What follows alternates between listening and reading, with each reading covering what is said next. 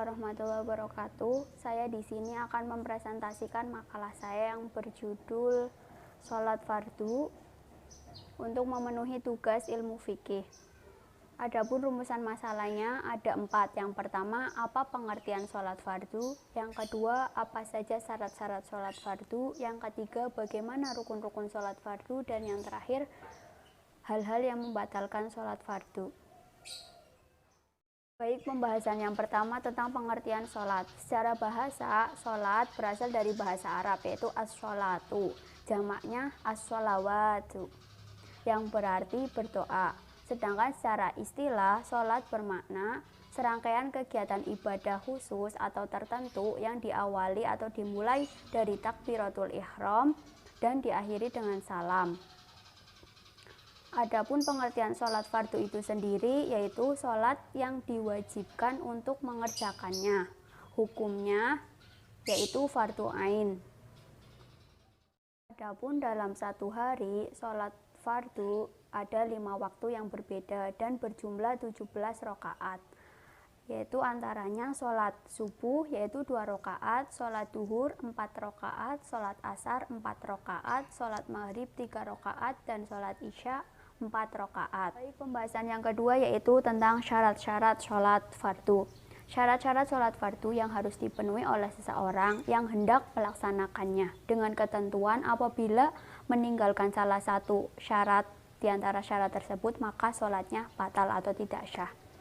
Yang pertama, syarat wajib sholat. Yang pertama ada Islam, yang kedua baligh, ketiga berakal, dan yang keempat suci dari hadas besar dan hadas kecil. Yang poin kedua, adapun syarat sah sholat. Yang pertama, suci dari hadas, baik hadas kecil maupun hadas besar. Yang kedua, suci badan, pakaian, dan tempat sholat dari najis. Yang ketiga, menutup aurat. Aurat laki-laki antara pusar sampai lutut, dan aurat perempuan adalah seluruh badan kecuali wajah dengan telapak tangan. Yang keempat, telah masuk waktu sholat. Artinya, sholat tidak sah bila dikerjakan belum masuk waktu sholat, ataupun lebih telah habis waktu sholatnya. Terus yang terakhir, menghadap kiblat. Baik, selanjutnya yaitu poin ketiga tentang rukun-rukun sholat fardu. Rukun sholat bisa juga disebut fardu. Perbedaan antara syarat dan rukun sholat adalah syarat merupakan suatu yang harus ada pada pekerjaan ketika amal ibadah itu dikerjakan.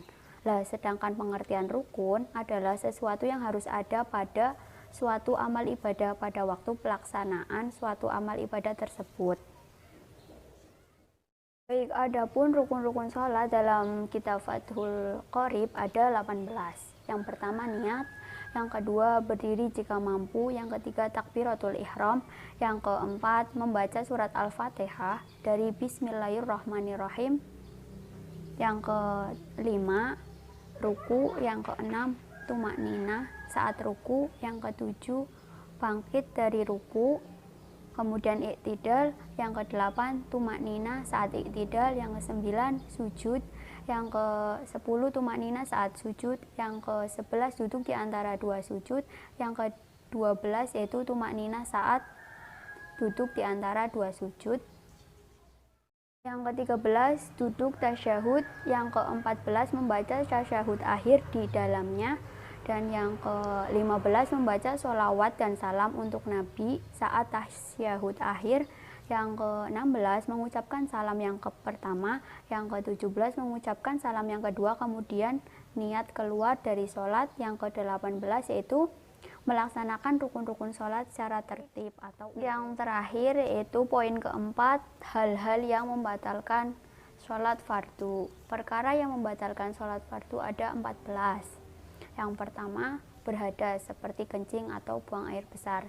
Yang kedua, terkena najis jika tidak dihilangkan seketika tanpa dipegang atau diangkat, atau dengan tangan ataupun selainnya. Yang ketiga, terbukanya aurat jika tidak ditutup seketika.